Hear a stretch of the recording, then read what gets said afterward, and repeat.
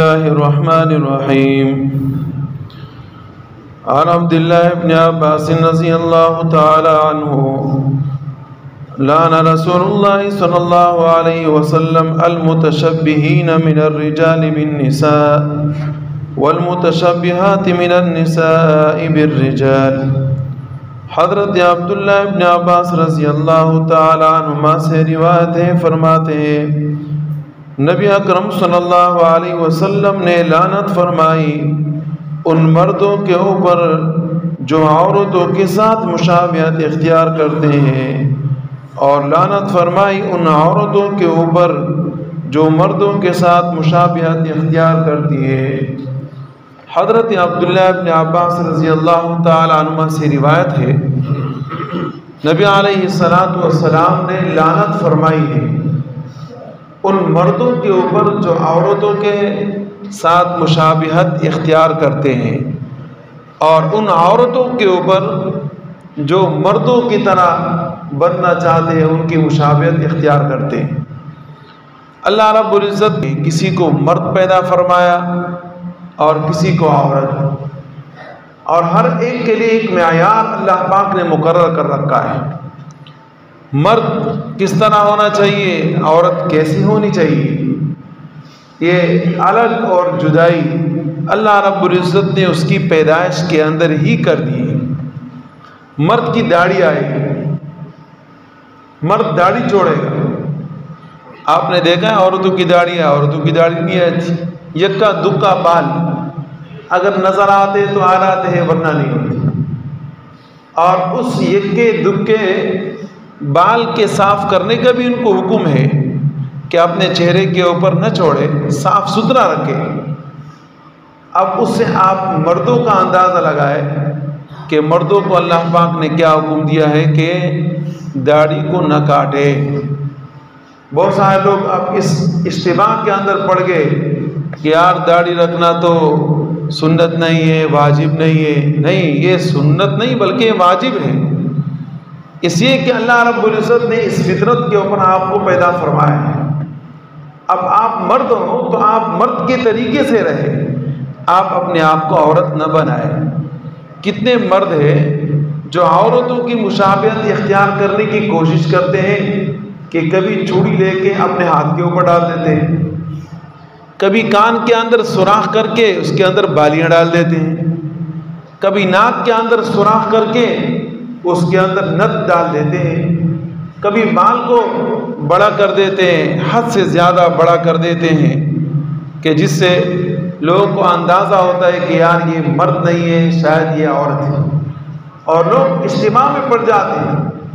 اللہ نے آپ کو مرد بنایا، آپ عورت بننا چاہتی ہو، اس کے اوپر نبی علیہ السلام فرماتے ہیں کہ اللہ پاک کی طرف سے لعنت ہے، اسی کہ آپ نے اللہ رب العزت کی خلقت کو تبدیل کر دیا، اور آپ تبدیل کر نہیں سکتے، تو اللہ رب العزت کے پیدائش پر گویا کہ آپ راضی نہیں ہو۔ جب آپ اللہ کی پیدائش پہ راضی نہیں ہو، اس لیے اللہ کی طرف سے آپ کے اوپر لعنت ہے۔ اسی طریقے سے مرد، اس کے لیے حکم یہ ہے کہ وہ اپنے شلوار کو جب پہنے تو اپنے ٹخنے سے نیچے اپنی شلوار کو نہ کرے،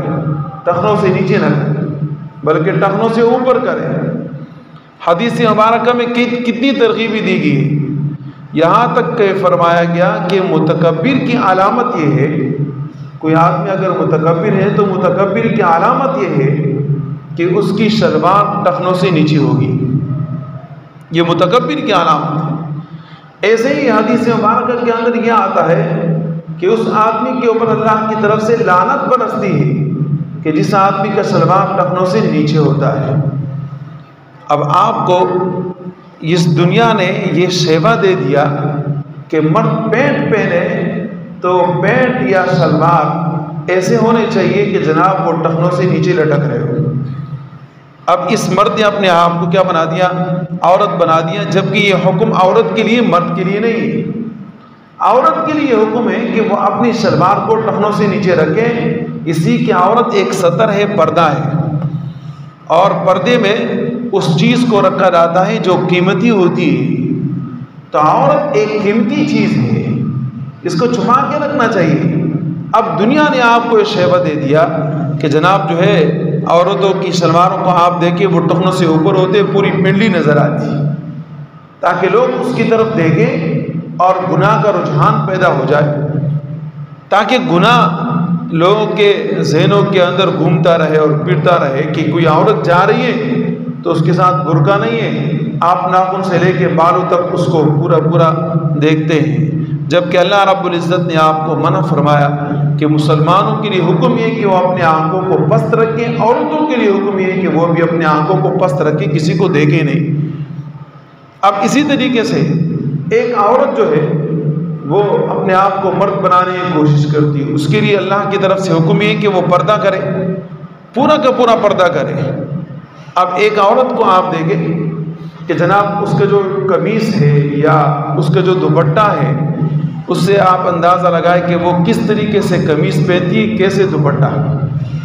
اب اس دنیا کے ان لوگوں نے، انگریزوں نے ہمارے دل و دماغ کے اندر یہ ڈال دیا ہے کہ جناب پینٹ پہنے۔ اب جو مرد ہوتے ہیں وہ پینٹ پہنتے، گرمی کا موسم ہے، سردی کا موسم ہے، پسینہ ان سے بہہ رہا ہے، پینٹ پہنے ہوئے، اور جناب عورتوں کے لیے کیا ہے کہ اپنی جسم کو ظاہر کرے، تو ان کے اوپر جو کپڑے ہوتے ہیں وہ بالکل جو ہے اس کے اندر ان کا جسم ظاہر نظر آتا ہے، اور ہم ان انگریزوں کے اور یہودی لابی کے طریقوں کے اوپر چلتے ہیں، اور مرد عورتیں بن رہی ہیں، عورتیں مرد بن رہی ہیں۔ اب اس کے اوپر نبی علیہ الصلوۃ والسلام نے اسی فرمایا کہ اللہ پاک کی طرف سے لعنت ہے۔ ایک عورت ہے، اس کو اسلام نے جو حق دیا اتنا حق کسی مذہب نے نہیں دیا۔ ایک عورت کو ماں بنا دیا، یہ عورت تو پہلے بھی تھی، کسی نے اس کی کوئی خاطر نہیں کی۔ اس عورت کی جب ماہواری آتی تھی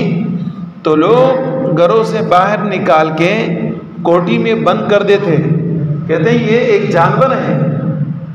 اس کے ہاتھ سے کھاؤ بھی نہیں، پیو بھی نہیں، اس کو اپنے ساتھ سلاؤ بھی نہیں، اس کے ساتھ تعلق بھی نہیں رکھو۔ لیکن اسلام نے عورت کو حق دیا